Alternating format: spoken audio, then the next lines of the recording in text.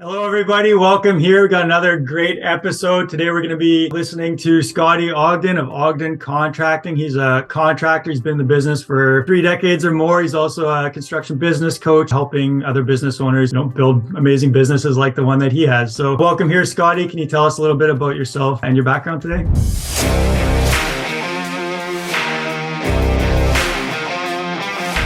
Yes, for sure, Derek. Thank you very much for having me here. I definitely wanted to touch on the basis that I've been doing this for almost 30 years now. So I think in April, I've been doing this for 30 years.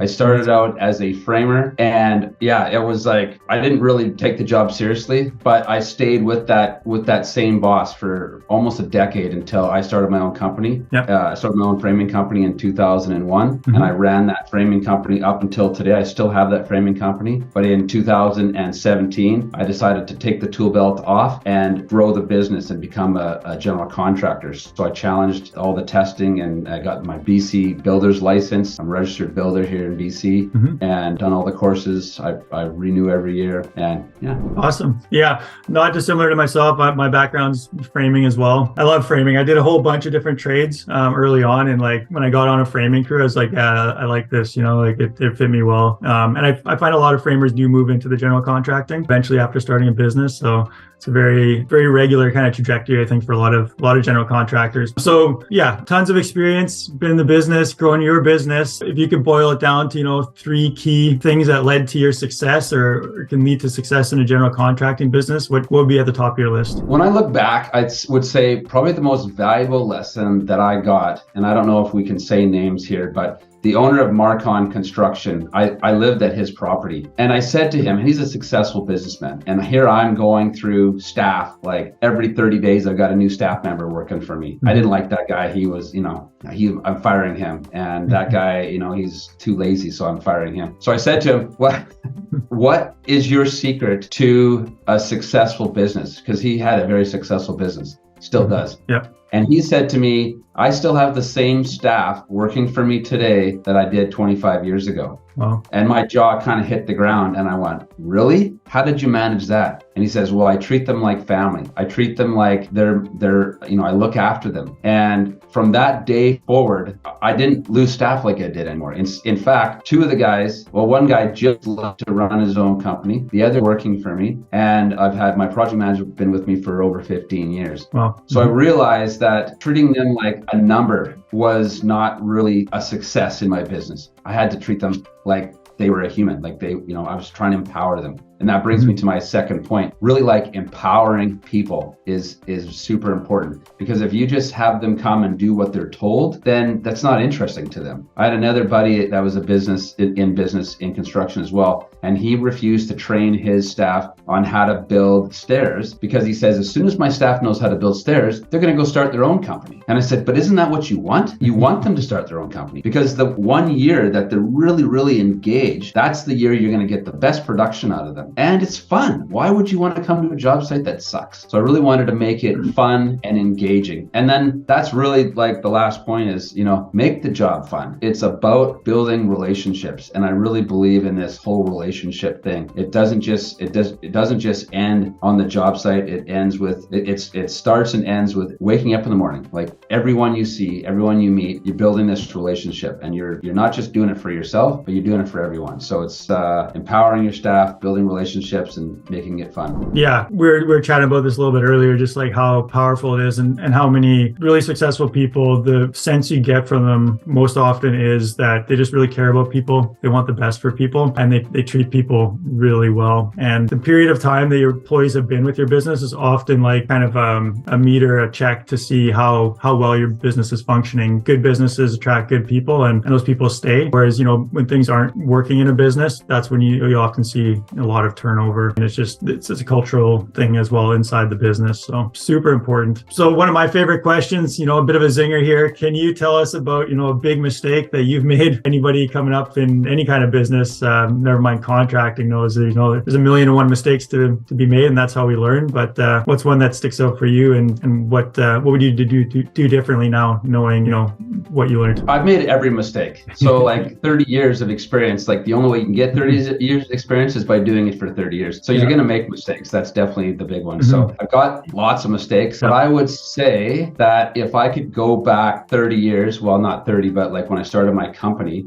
I would say getting proper construction agreements in place is really, really key, because, you know, it used to be a handshake. I mean, that was kind of the thing. Like we're from the old times, right? You and me were from the days where like a handshake actually meant something, but it's not clear. It's not clear to me what you're expecting of me. And it's also not clear to you what you are going to get from me. So in order to write that agreement down and have it on paper, I always thought that was going to like cripple me, where I was going to be hung up and now I have to do everything that's on that page. But I actually realized that I'd already planned to do everything on that page. But what it did is it protected me for when they decided to add more items to the list, where I could say, that's an extra. We need to charge now. So having that proper documentation, it sets a clear understanding. So the reason I say this is because I had a verbal agreement with a guy that wanted to build I can't say the name, but a store in Langley. And I started this job and I'm $150,000 into this job. And I phoned him and said, hey, you got a $70,000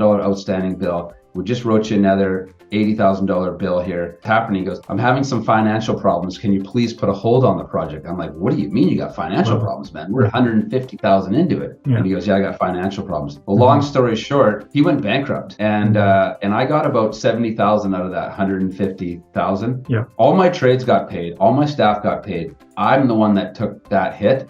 If I had the proper documents in place, I could have probably retained all of it, because in a legal battle here, when he's going into receivership here, they pay out the agreements first. And I didn't get that. I lost out. So that was a big mistake on my behalf. For sure. Yeah, definitely a good point. You know, have a solid agreement in place and have expectations, figured out between you and your clients. And yeah, sorry to hear about that. And, sure, it does suck when that happens, but that's where you learn and you continue to go. So yeah, thanks for saving that. You may have just saved a contractor out there, 70 grand or 80 grand with that one piece of advice. So if you don't have a great agreement in place, a contract, you might want to go take a look and get one in place, pay the whatever, 2-3 grand for a good lawyer to draft one up for you and get it in place. So and I want to say something about that too. Like that let's say you do spend $3 grand on a lawyer, but that contract, you can use it 100 times. It's not like you got to pay $3 grand every time. A lot of people think, oh, I can't afford a lawyer every time. But the thing is, like, you can't afford not to hire a lawyer.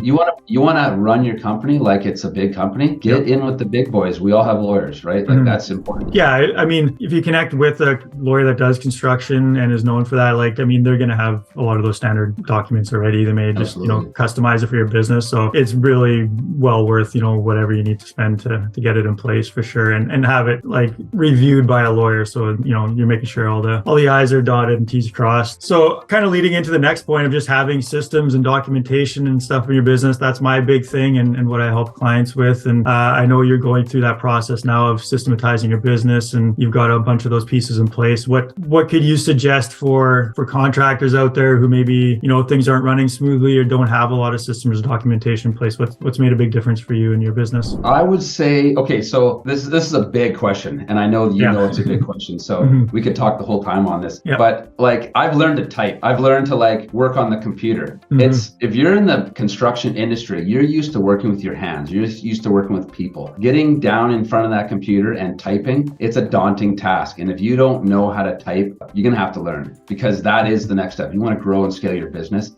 you got to learn to type. You got to learn to create some systems. So I actually started creating systems about a year and a half ago. And the first one I created was how to create an SOP, and so I started off, okay, what's the roadmap? So I went, okay, sales. So what's the roadmap? What does my customers see? Will they see me showing up at their front door for the very first time, to me handing the keys and giving them a warranty? So what does that roadmap look like? So every step along the way, I wrote, well, what do I do personally? And I'm not a writer. It looked like garbage. And some of it still does.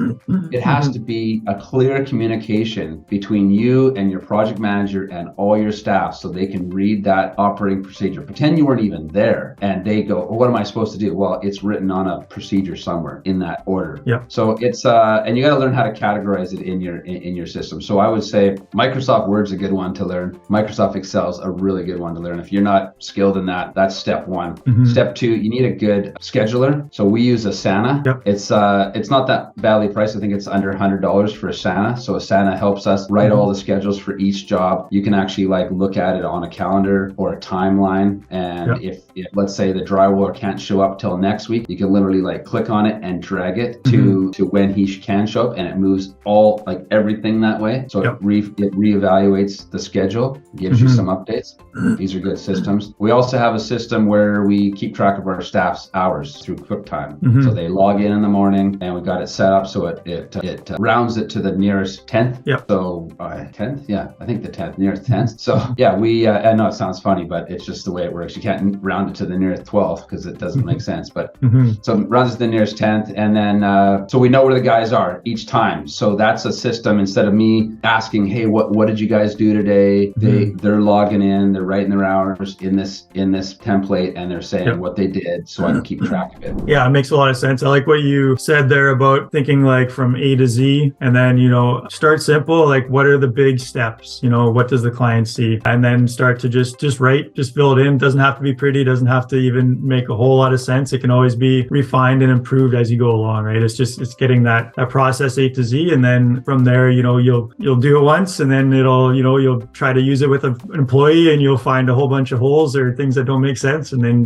they continue to improve over time. And the great thing too, what you mentioned is like once you have one in place, the next one becomes easier. That next one gives you more time, and you slowly kind of build out one small system. Just get one thing in place at a time, and it's like a virtuous cycle of just providing more systems for your company, and also just giving you some of your time back and one less thing to have to think about. So another thing that I like to learn is financials, like so important in business. You mentioned before about the contractor that unfortunately had a shortfall and went bankrupt. That's kind of the worst case end scenario. But many contractors, myself included, there's ups, there's downs. You struggle financially, and maybe you don't even know where things are at because you just have one bank account, and money goes in and money goes out, and you hope that there's more going in than going out. So what's something that you've done, or what would you suggest for contractors on the financial side of their business to keep things healthy and know where numbers and cash flow is tracking? Okay, good. It's a good question, and it's pretty dynamic, so I'll try to be quick with this. But first of all, my biggest mistake when it comes to the financial end of things, I've lost some money that way, but I would save all my money. Well, I wouldn't save it. I'd actually spend it all. And then when it came to tax time,